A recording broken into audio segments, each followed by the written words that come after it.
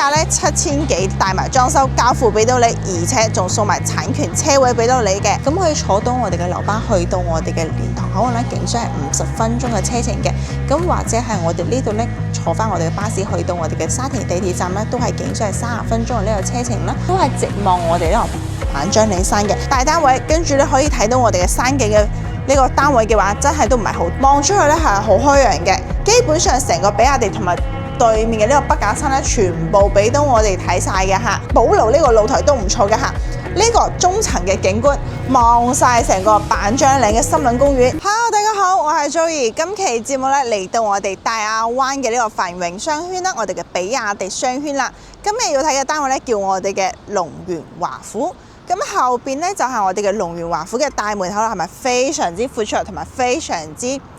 揚咧？嗱，咁我哋呢個位置咧，全部都係現樓嚟嘅啦嚇，可以見到啲外牆咧，全部係比較白色偏，跟住咧再加埋我哋呢個咖啡色嘅呢個外牆嘅呢個外立面嘅嚇。咁佢呢個成個設計咧，成睇落咧都比較新型啦，比較襟睇咁樣嘅。咁呢個單位嚟講嘅話，依家咧所剩嘅呢個樓宇貨量真係唔係好多啦，仲有幾日套咗有呢個尾貨呢個單位啦。咁仲有少少嘅，咁啊發展商臨近呢個尾聲咧，想全部清袋啦。嗱，咁佢依家出翻個政策咧都非常之吸引嘅嚇。單價咧7000幾，帶埋裝修交付俾到你，而且仲送埋產權車位俾到你嘅。咁之前咧關注翻我哋嘅龍源華府啦，冇買到嘅朋友仔冇灰心啦喎。咁我哋依家咧亦都會介紹幾套靚嘅呢個單位啦，樓層咧俾到大家去選擇嘅。咁依家咧我哋呢個龍源華府全部帶埋產權車位嘅，唔需要自己額外再掏錢去買嘅啦嚇，唔使再攞錢去買嘅，直接咧發展商配埋間樓跟埋呢個車位一齊俾到你嘅。第時咧喺呢個新能源嘅呢個車啦，喺下邊裝插電樁啦，或者係自己泊車呢個車位唔需要俾租車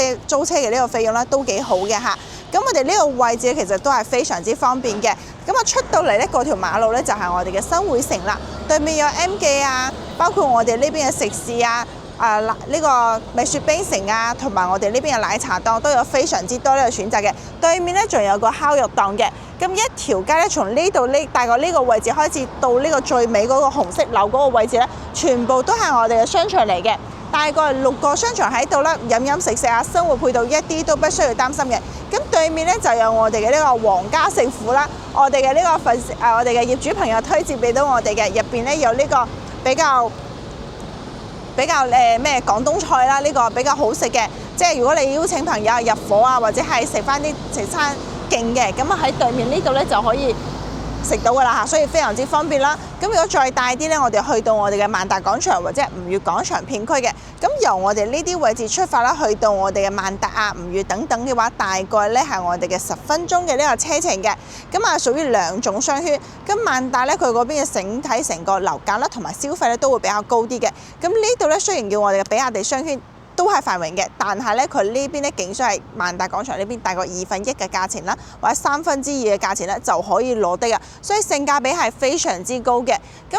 龍源華府咧亦都係我推薦嘅樓盤之一嚟嘅。雖然咧佢而家冇咩單位同埋貨量㗎啦，但係咧佢嘅成個園林嘅設計啦，同埋成個景觀啦，我都係非常之欣賞嘅。首先我哋抬高式嘅一個內院嘅呢個設計啦，咁上到去咧就有我哋嘅石橋嘅，咁我哋行快少少，我哋可以加速。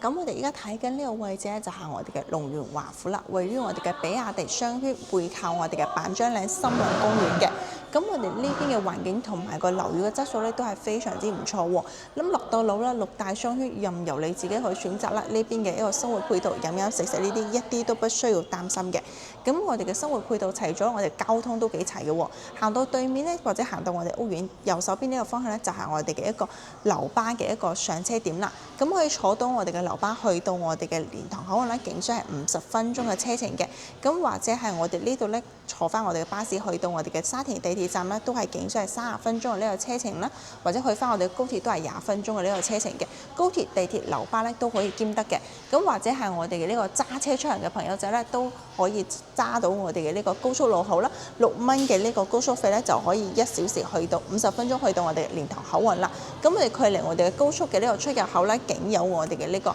5-6分鐘嘅呢個車程嘅，所以都係非常之方便嚇。上到我哋嘅衛生沿海高速，一路咧經我哋嘅大小梅山啦，穿過去咧就可以去到我哋嘅蓮塘口岸啦。再過去到翻我哋嘅羅湖口岸咧，都係僅需係多10分鐘嘅呢個車程嘅嚇。咁再過去到翻我哋嘅福田啊、皇崗啊等等，因為每個關口嘅位置唔同，最近咧就係蓮塘，咁啊再多10分鐘就羅湖，再多幾分鐘咧就係福田嘅，所以咧一條直線過去咧都係非常之方便嘅嚇。咁我哋呢個位置咧，我哋嘅沙田都好近啊，過去都係坐翻14號線，一路咧就去到我哋嘅江夏北嘅呢個方向，1小時到達江夏，到翻我哋嘅福田嘅呢個中心區域。咁啊再換乘咧去到福田口岸咧，都係去翻深圳灣啊等等，都係非常之方便嘅嚇。咁啊惠州呢個地理位置絕對咧係非常之有優勢嘅。咁你喺關口出嚟咧，通勤咧又好啦，即係你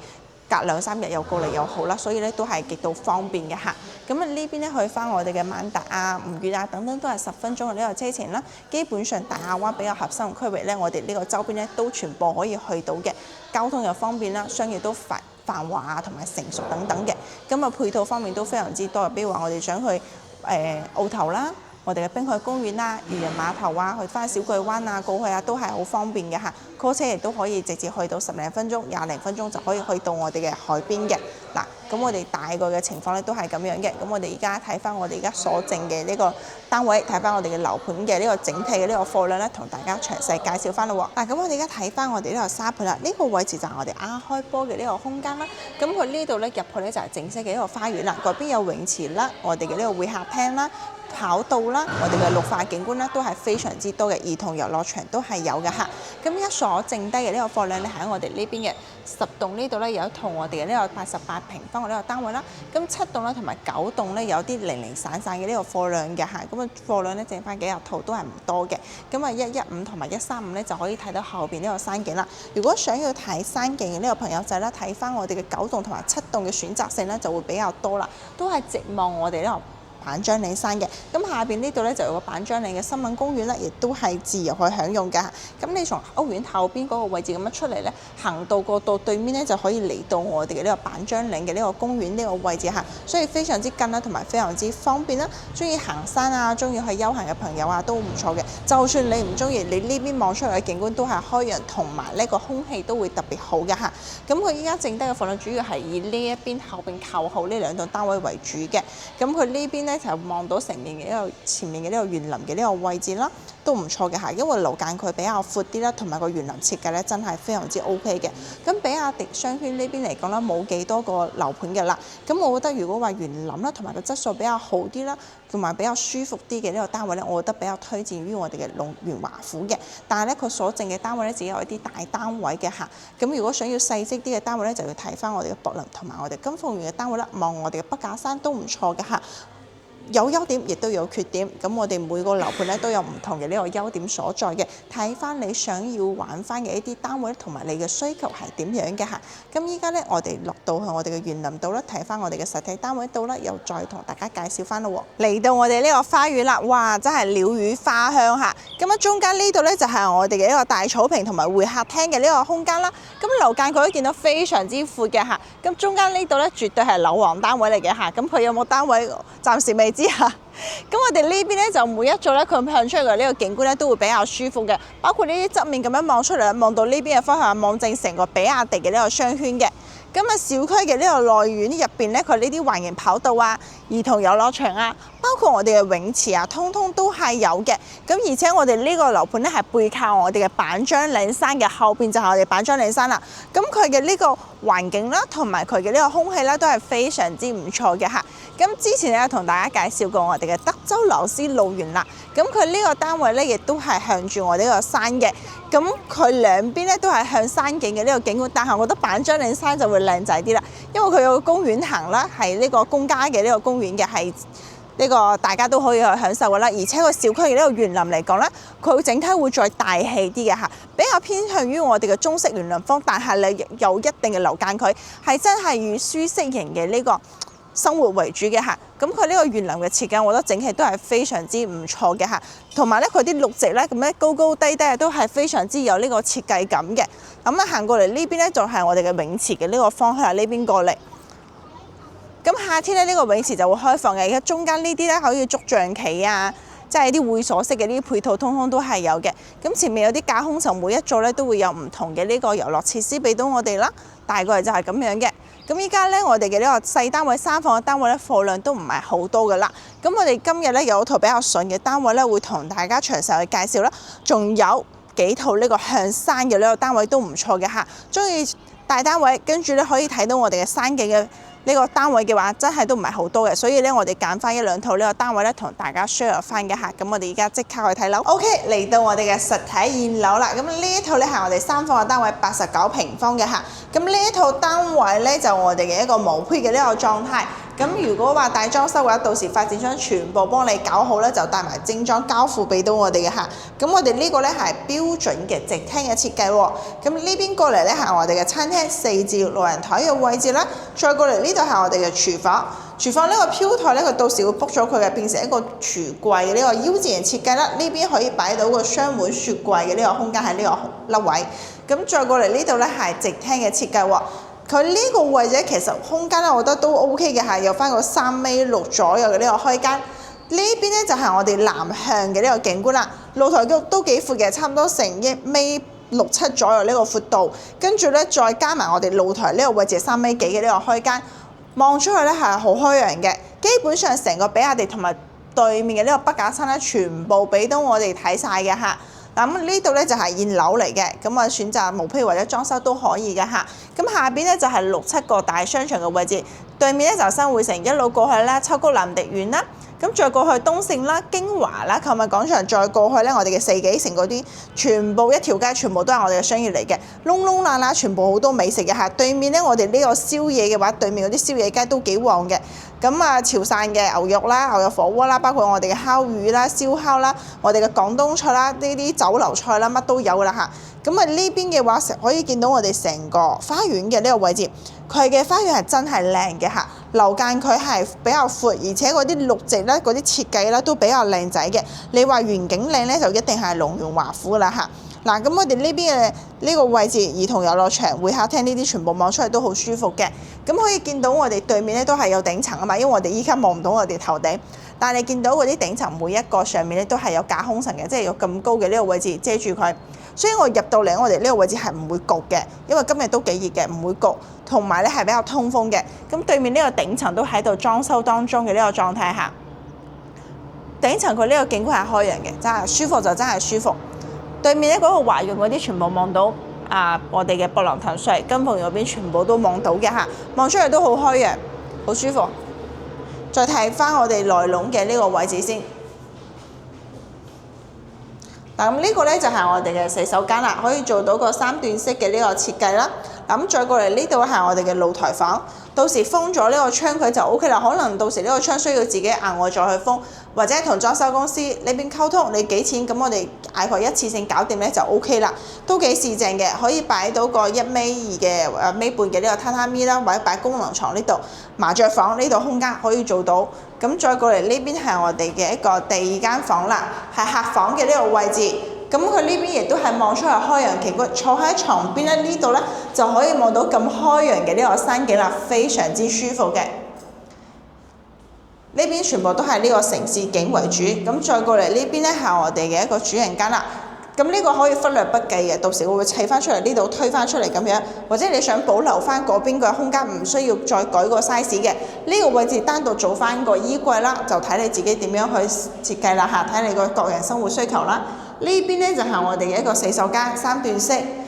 嗱，呢個主人間嘅呢個休息區，同樣咧坐住喺床邊都可以見到咁開揚嘅呢個山景嘅。呢個景觀咧就真係舒服下，係南向望出去嘅嚇。咁呢套單位咧總價咧大概70萬咁樣咧就可以攞低啦。帶埋裝修交付嘅客，裝修好俾到你，到時咧只需要添翻啲家私家電或者一啲木工咧，就可以直接拎包入住啦嚇。咁同埋我哋名鼎公司咧，亦都有獨家嘅呢個3選1大禮包啦，到時大家揀翻份自己中意嘅作為我哋嘅入伙禮物啦，恭賀我哋嘅業主客。咁啊呢一套嘅呢個首期咧，大概俾翻個7萬蚊首期咧，就可以上到會啦。咁依家咧上車我哋嘅龍源華府啦，仲可以攞低一個產權嘅呢個車位。個車位雖然話使用權，但係咧係跟我哋嘅樓宇走嘅，即係跟我哋嘅樓走嘅，即係70年咁樣。咁你跟翻去就如果可以辦證咧，就到時可以辦翻個證件，或者係進行一個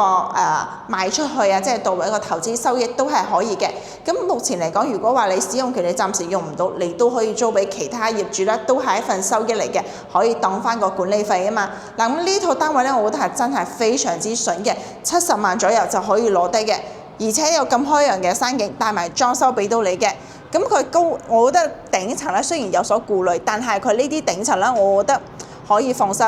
咁如果唔 OK 嘅話，我哋都可以上去我哋嘅呢個頂樓嗰度睇下我哋架空層嗰個位置嘅嚇。咁我哋目前嚟講咧，我哋呢啲位置上到嚟係通風嘅，即係唔會覺得焗咯。同埋佢呢度咧上面啲天花全部冇嗰啲漏水滲水嗰啲跡象嘅。咁我覺得目前嚟講係放心，而且咧睇到咁樣嘅位置咧，我覺得都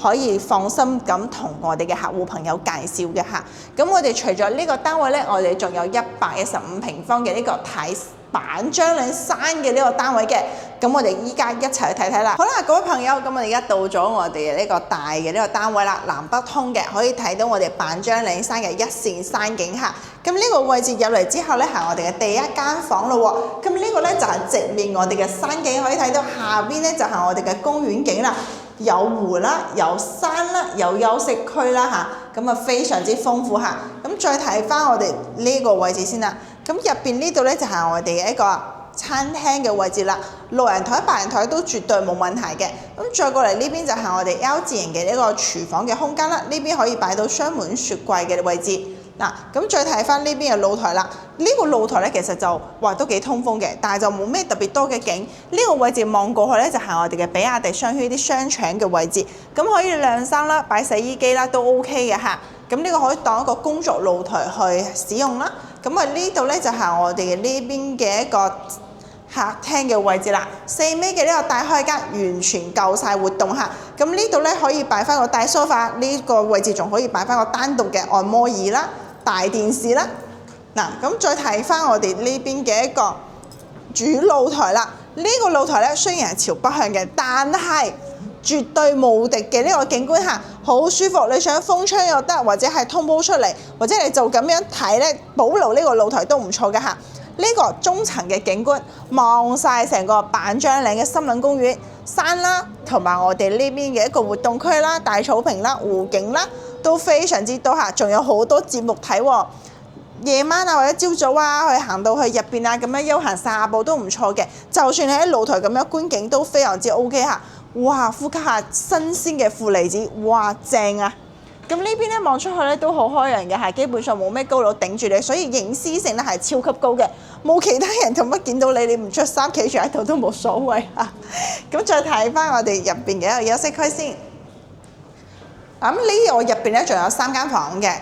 因為佢呢個係大單位115啦，所以個空間比較大。呢個位咧就係我哋嘅第2間房啦，同一樣嘅望我哋北面嘅呢個山景，坐喺度已經望到一線嘅呢個景觀啦。咁再過嚟呢邊咧係我哋嘅一個